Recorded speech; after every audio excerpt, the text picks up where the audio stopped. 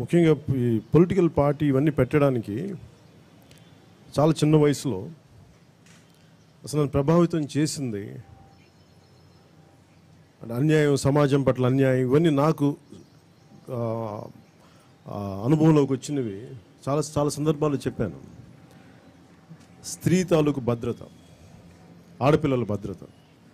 మా ఇంట్లో మా అక్క చెల్లెళ్ళు కానీ మా పిన్నులు కానీ బాధపడడం చూసాను చిన్నప్పుడు. ఇదే హైదరాబాద్లో కూర్చోబెట్టి చిన్న చిన్న ఈవిటీజింగ్స్ కానీ ఇబ్బందికరమైన పరిస్థితులు ఉంటాయి. ఇంట్లో నుంచి ఆడపిల్ల బయటికి వెళ్తే భద్రతగా తిరిగి వచ్చే పరిస్థితులు లేవు. ఇవన్నీ నేను చిన్నప్పుడు ఇంట్లో చూసేవాడిని. అదే నా బయట అనుభవం కాదు, ఇది నా ఇంట్లో ఇబ్బంది పడేవాడిని. చాలా చిన్న వయసు. నాకు అనిపించేది ఏంటంటే ఇన్ని చట్టాలు ఉన్నాయి, ఇంత పెద్దవాళ్ళు ఉన్నారు. ఒక ఆడపిల్ల ఇంట్లో నుంచి బయటికి వెళ్తే తిరిగి వచ్చే పరిస్థితులు లేవు. అంటే ఇబ్బందికరం అంటే ఏమి ఒక ఇబ్బంది పడకుండా క్షేమంగా వచ్చే పరిస్థితులు లేవంటే ఇవన్నీ ఉండేవి చిన్నప్పుడు నాకు. అలాగే చాలా టాలెంట్ అండి, ఇదొకటి. రెండు, స్త్రీల్లో ఎంత టాలెంట్ ఉంటుందనేది నాకు బాగా తెలుసు. ఇందాక విఎస్ఆర్ గారు చెప్తా ఉంటే ఎకనామిక్స్ అంటే ఒక ఇంట్లో ఒక తల్లి, ఒక మహిళ ఎంత అంటే మనకి ఎకనామిక్స్ అనేది, మన ఆర్థిక శాస్త్రం, ఉన్న రిసోర్సెస్ పెరగవు, వనరులు పెరగవు. ఉన్న వనరుల్ని ఎంత ఎక్కువ శాతం వినియోగించగలమో దాని ప్లానింగే ఆర్థిక శాస్త్రం. అది తల్లి దగ్గర నుంచి నేర్చుకోవచ్చు. ఒక మహిళ ఇల్లు నడిపే విధానం మా అమ్మని చూసాను చిన్నప్పుడు. అంటే ఇది తల్లి ఎలాంటి పాత్ర నడుపుద్దో, ఇంతమంది బిడ్డలుండి భర్తని అర్థం చేసుకొని, లేదంటే బిడ్డల్ని అన్ని అవసరాలు, ఒకరికి ఎక్కువ అవసరాలు ఉంటాయి, ఒకరికి తక్కువ అవసరాలు ఉంటాయి, వీటన్నిటిని ప్లానింగ్. ఇది నాకు ఇంట్లో మనం సరిగ్గా చూస్తే మన తల్లి నేర్పుతుంది.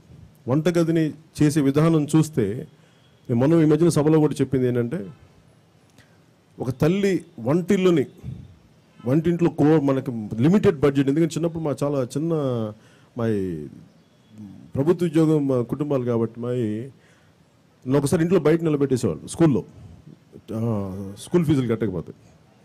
సరే ఎలా మేనేజ్ చేసేవాళ్ళు? ఒకసారి గ్యాస్ సిలిండర్ కానీ ఇంటికి వస్తే, మా ఇంట్లో డబ్బులు ఉండేవి. మా అమ్మ ఎవరితో ఒక 5 రూపాయలు వాళ్ళని అడిగి, ఒక 2 రూపాయలు వీళ్ళని అడిగి, ఇలా చేయబోతులకి ఇవన్నీ అంటే సర్దుకునే విధానం ఎలా నడుపుతారు గృహిణులు, తల్లులు అనేది నాకు అనిపించింది. అలాగే తల్లుల్లో, ఆడపడుచుల్లో ఎంత టాలెంట్ ఉంటుంది, చాలా టాలెంట్ ఉంటుంది. కళల పట్ల కానీ, లేదంటే వ్యాపార ధోరణి కానీ, వీటికి ఎక్కడో కొంతమంది ఎక్సెల్ అవుతున్నారంటే ఇంట్లో భర్త లేదంటే కుటుంబం సపోర్ట్ చేస్తాయి. కానీ సమాజానికి సపోర్ట్ చేయాలంటే, మహిళల తాలూకు సాధికారత కావాలి అంటే సొసైటీ సపోర్ట్ చేయాలి. సొసైటీ ఎవరి ద్వారా సపోర్ట్ చేయాలి? పొలిటికల్ సిస్టమ్ ద్వారా. కన్వెన్షనల్గా నాకు అరుపులు కేకలతో ఉండే మహిళలు నాకు వద్దు. వివేకంతో, ఆలోచనతో, సయోధ్యతోటి, సఖ్యతతోటి వాళ్ళు కావాలి. రాజకీయాల్లో మహిళలు అంటే అరుపులు కేకలు కాదు. ఆ స్థాయి కొంతమంది పట్టుకొచ్చారు. నాకు అలాంటి ఉద్దేశం నాకు లేదు. నాకు కావాల్సింది మన ఇంట్లో మన తల్లిలో, మన చెల్లిలో, మన ఆడపడుచు ఎలా ఉండాలి, ఎంత విఘ్నత మాట్లాడతారు. అలాంటి ఆడపడుచులు, అక్క చెల్లెళ్ళు జనసేనకి కావాలి. అలాంటి తల్లులు కావాలి జనసేనకి. దీంట్లో చాలామంది చిన్న గొడవలు ఏవో జరుగుతూ ఉంటాయి. ఇవి మీరు సర్దికి వెళ్ళకపోతే, లీడర్షిప్ మీరు ఇందాక ఈయన మాట్లాడుతున్నప్పుడు ఈయన మనసులో పెట్టుకుంటారు, మీరు ఆయన హృదయంలో స్థానం సంపాదిస్తారు. అట్లా ఆలోచించకండి. ఆయన పెద్ద మనసుతో చెప్పారు. కానీ నేనేం ఆలోచిస్తానంటే, మనల్ని కలిపేది ఈ సిద్ధాంతాలు కలుపుతాయి.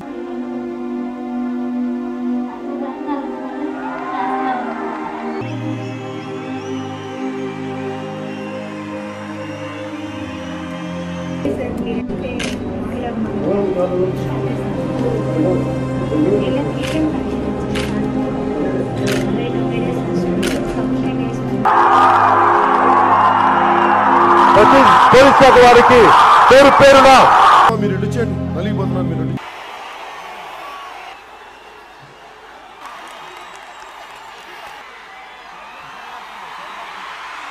తల్లుల్ని మా గుండెల్లో పెట్టుకొని చూసుకుంటాం.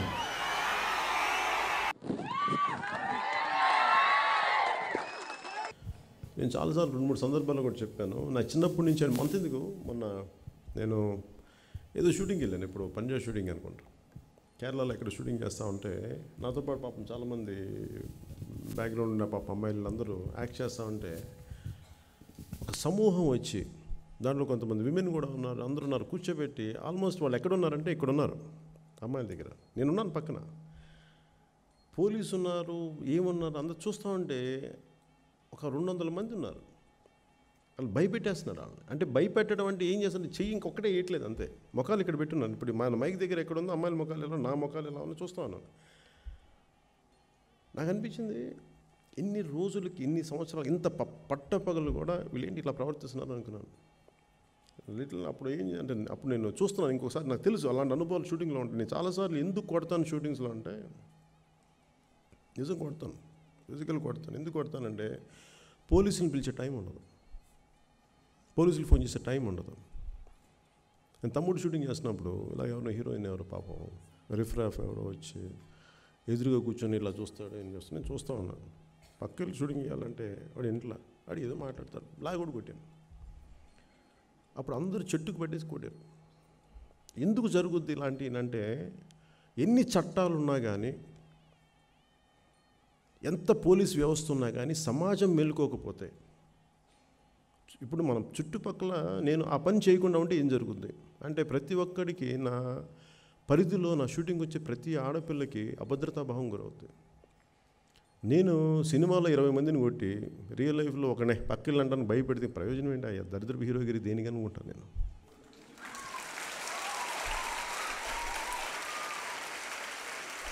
దీన్ని అలాంటి జీవితం దేనికి అనిపిస్తుంది.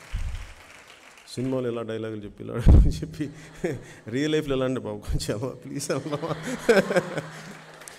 అంటే ఎందుకు వస్తుందంటే, అంటే మనం బాధగా నవ్వుకున్నా కానీ నాకు నిజంగా నేను చిన్నప్పుడు మా అక్కని మా చెల్లెని చూసేవాడు, అంత బాధపడేవాళ్ళం. ఇంతమంది ఉండగా ఒకళ్ళు మాట్లాడుతుంటే ఎవరు మాట్లాడరండి అనుకునేవాడిని. అంటే సమాజంలో కేవలం చట్టాల ద్వారా రావు.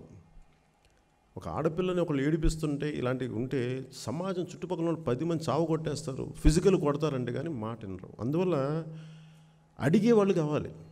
మీరు బయటికి వెళ్తున్నప్పుడు మనం ఎవరిని ఏడిపిస్తుంటే కూర్చోబెట్టి ఎవరు కామ్గా ఉండొచ్చు, తప్పు సమాజాన్ని కూడా ఉంది. కేవలం పోలీసు అంటానికి తప్పు, అది పోలీస్ వ్యవస్థ కానీ న్యాయ వ్యవస్థ కాదు, చుట్టుపక్కల సమాజం కూడా ధైర్యంగా ఉండాలి.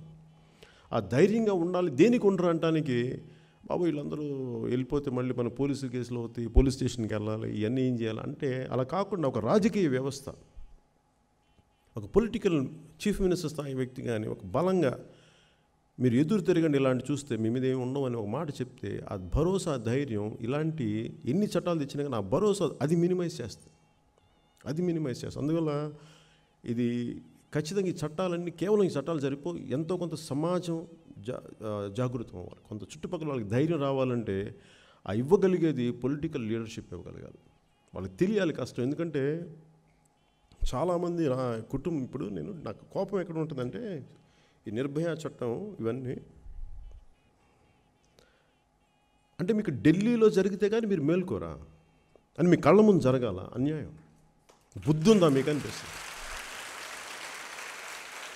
మారుమూలగా కాశ్మీర్లో మీరు కన్యాకుమారిలో జరిగితే మేల్కోరా అంటే, నేను ఆ రోజు ఎంపీలందరూ బాధ చూస్తున్నాను. అంతకుముందు ఎప్పుడు జరగనట్టుగా వాళ్ళందరూ కన్నీళ్ళు కష్టాలు పెడితే నాకు అనిపించింది, ఏమ్మా మీ అందరికీ తెలియలేదు ఇప్పుడు దాకా జరగదు, ఇదే ఫస్ట్ టైం అయినా అంత బాధపడిపోతే ప్రతి ఒక్కరు వాళ్ళ వ్యక్తిగత జీవితంలోకి వెళ్ళిపోయారు. అంటే వాళ్ళ కళ్ళ ముందు జరిగితే తప్ప ఎంత కరుడు కొట్టిపోయారంటే మనుషులు థిక్ స్కిన్ అయిపోయారంటే, కళ్ళ ముందు జరిగినప్పుడు అందరికీ అప్పుడు మేలుకున్నాను. ఢిల్లీలో జరగాలి, అందుకు వచ్చింది నిర్భయ యాక్ట్. అలాంటిది ప్రధానమంత్రి గారు లాంటి వ్యక్తి కూర్చోబెట్టి ఈ రోజు నుంచి ఈ నోటు చెల్లదు అన్నట్టుగా, ఈ రోజు నుంచి ఆడపిల్లని అంటే తోలు తీసేస్తామని ఒక మాట అంటే దాని ప్రభావం చాలా ఎక్కువ. మీ ఒక్క మాట ఈ రోజు నుంచి రూపాయి చెల్లని కాగితం అన్నట్టుగా ఈ రోజు నుంచి సమాజంలో ఎవరైనా ఒక ఆడపిల్లని అంటే తోలు తీసేస్తామని ఒక మాట, ఆ స్థాయి వ్యక్తి ఒక మాట అంటే చాలు, చట్టానికంటే చాలా ఎక్కువ పనిచేస్తుంది. ఎందుకంటే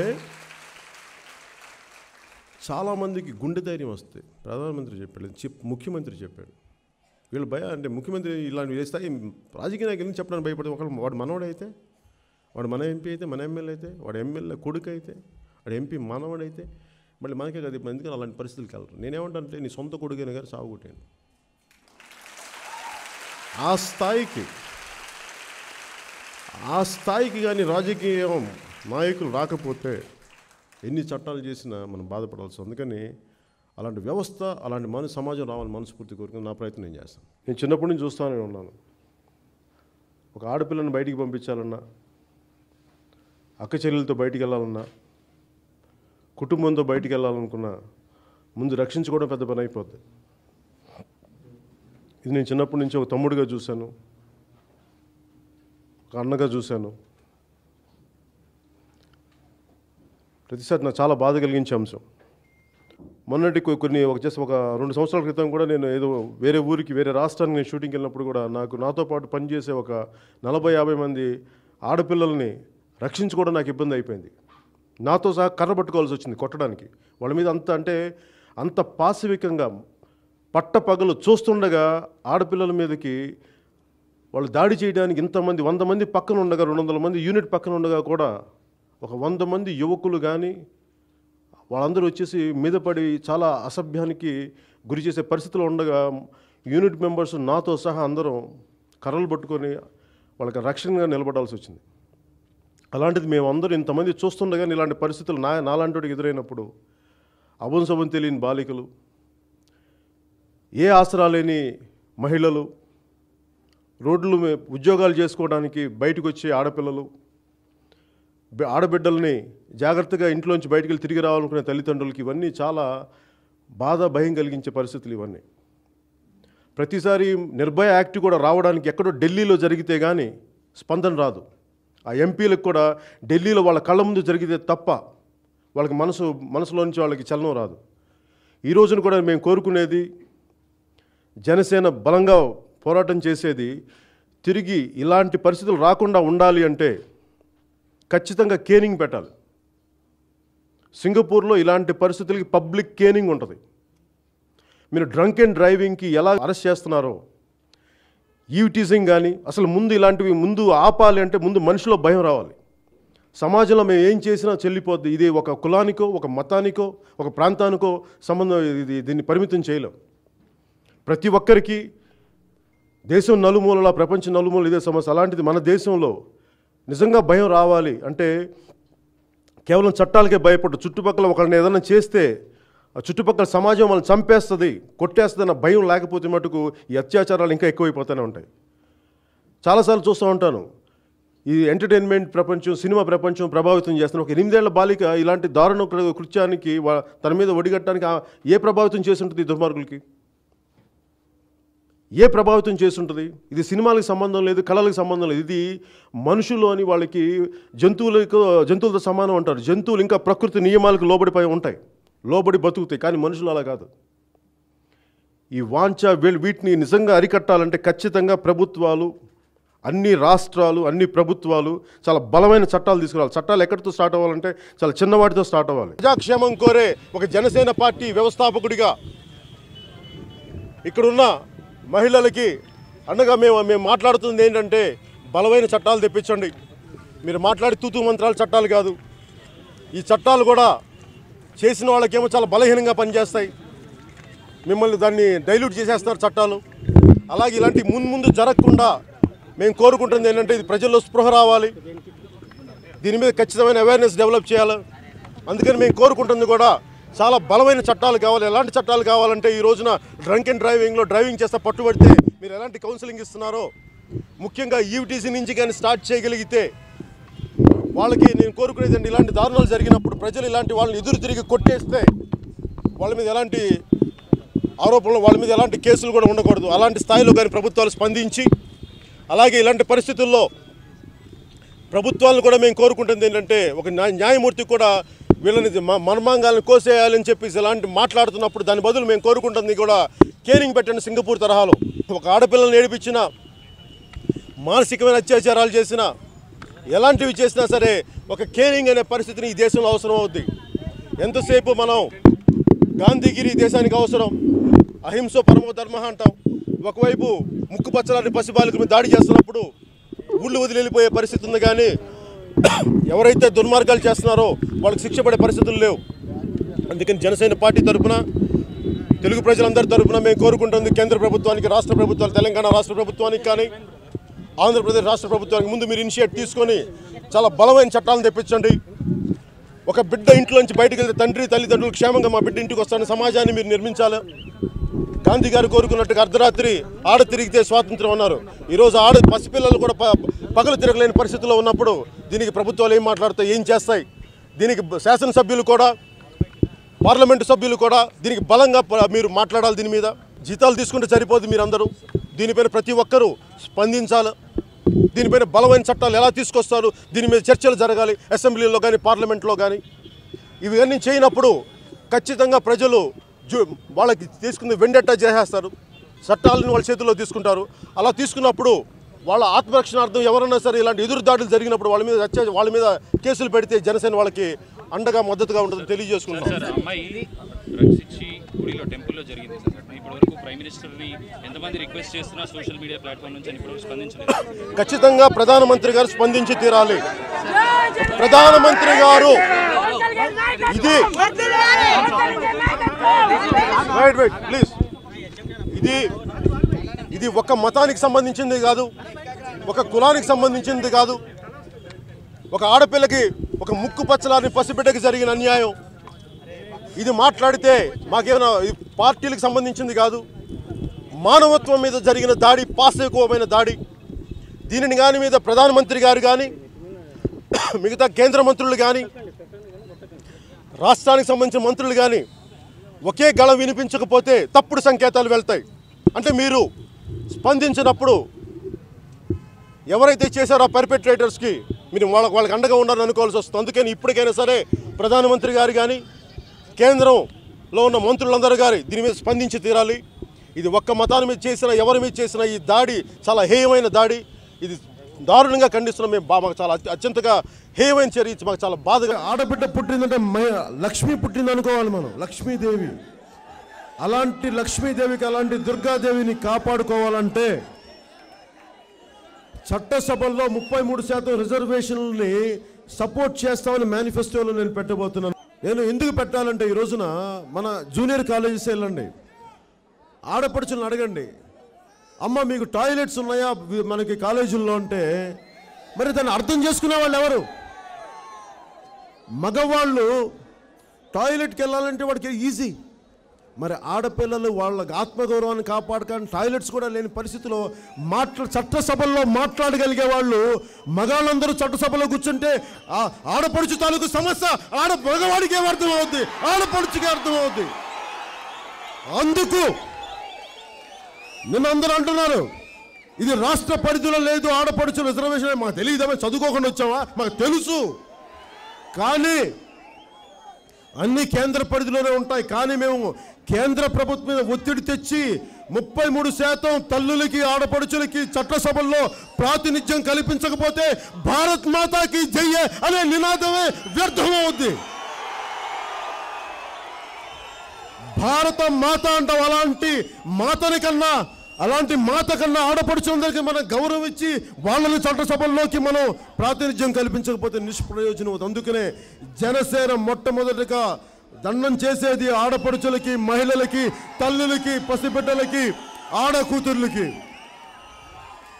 అమ్మ మీకు ఇది కూడా చెప్తున్నాను, మేనిఫెస్టోలో మీ మీద ఒక్క ఈవ్ టీజింగ్ కేసు చేసినా కానీ, మిమ్మల్ని ఎవరన్నా అభద్రతా భావానికి గురి చేసినా కానీ జనసేన పార్టీ తోలు తీసేస్తున్న మర్చిపోకండి. మీకు ఆడపడుచు ఇంటిలోంచి బయటికి వెళ్ళి తిరిగి క్షేమంగా ఇంటికి తీసుకొచ్చే రాజ్యాన్ని, బలమైన రాజ్యాన్ని, బలమైన చట్టాలని తీసుకువచ్చి తీరుతాం.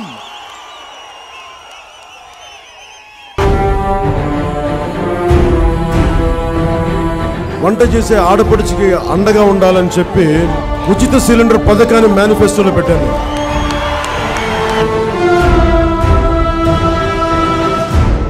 ప్రతి కుటుంబానికి, అర్హతల కుటుంబానికి ప్రతి ఒక్కరికి ఒక 2500 నుంచి 3500. ఇప్పుడు ముఖ్యమంత్రి గారు ఏమంటారు? రూపాయికి బియ్యం ఇచ్చేస్తానంటారు. నేను చాలా మందిని అడిగాను, రూపాయి బియ్యం తినే బియ్యమా మీరు ఇచ్చేదని అడుగుదాం అనుకున్నా. తినే బియ్యమేనది? అలా కాకుండా దాని బదులు అన్నిటికంటే నేను కోరుకుంది ఏంటంటే, నేను మాట్లాడింది మేనిఫెస్టో టీమ్ తోటి, ప్రతి కుటుంబానికి, అర్హతల కుటుంబానికి ప్రతి ఒక్కరికి ఒక 2500 నుంచి 3500 ఆ ఇంటి ఆడపడుచు మీద డబ్బులు వేసేద్దాం. వాళ్ళు ఏ బియ్యం తినాలి నువ్వే, ప్రభుత్వం ఎవరు చెప్పడానికి? వాళ్ళు ఏ బియ్యం తినాలో ముఖ్యమంత్రి ఎవరు చెప్పడానికి? వాళ్ళు తినే బియ్యం తింటారు. వాళ్ళు పప్పు కావాలి, అది కందిపప్పు పెసరపప్పు, అది వాళ్ళు ఇష్టం, నువ్వెవరు చెప్పడానికి? వాళ్ళు చింతపండు వేసుకుంటారో లేదంటే నిమ్మకాయ పిండుకుంటారో నువ్వెవరు చెప్పడానికి? సో దాని బదులు ఏంటంటే ఎంత డబ్బు అనేది ప్రస్తుతానికి నా దగ్గర అంచనా ప్రకారం 2500 నుంచి 3500 వరకు ఆ మహిళకి అకౌంట్లు వేసేయాలి. సంసారాన్ని గుట్టుగా నడిపేది ఆడపడుచు, అమ్మా చెల్లి, అక్క తప్ప నువ్వు నేను నడుపుతాం సంసారం. ఏమ్మా కరెక్టేనా? నన్ను చాలామంది అడిగారు మద్యపానం నిషేధం విధించవచ్చు కదా జనసేన పార్టీ అంటే. అరే నేను దానికి సిద్ధంగా ఉన్నాను. మా నాన్న అబ్కారీ శాఖ, నాకు తెలుసు మద్యపానం నిషేధించాలా లేదా అనేది నేను చాలా సంవత్సరాలు ఆలోచించాను. మొన్న మధ్యన వైజాగ్ పోతా ఉంటే చాలా మంది ఆడపడుచులు వచ్చి అన్న ఇక్కడ మద్యపాన షాప్ ఉంది మా ఏరియాలో తీసేయ అంటారు. అమ్మ నేను ముఖ్యమంత్రిని కాదు, కలెక్టర్ని కూడా కాదు, చదువుకోలేదు, ఇంటర్ చదువుకునే కలెక్టర్ అవ్వలేను. నేను ఒకటే చెప్పా, నేను మా వాళ్ళకి ఏం చెప్పానంటే ఒక బాధ్యతతో కూడిన రెస్పాన్సిబుల్ లిక్కర్ పాలసీ కావాలి. అది ఎలా ఉండాలంటే ప్రతి గ్రామంలో ప్రతి ఊళ్ళో 70% మహిళలు కానీ కోరుకుంటే అక్కడ సంపూర్ణ మద్యపాన నిషేధం విధించే బాధ్యత మాది.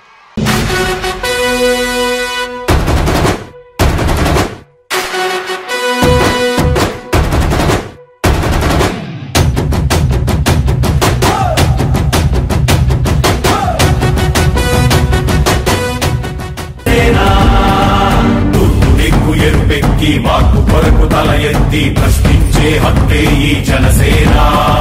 కళ్ళు తెరిచి ఎలుగెత్తి కుళ్ళు కడగ యువ శక్తి నిలదీసే హక్కే ఈ జనసేన. కలుగుతున్న జనఘోషకు సమాధానమేదంటూ, కగులుతున్న నిలయాలను సమాధి చెయ్యాలంటూ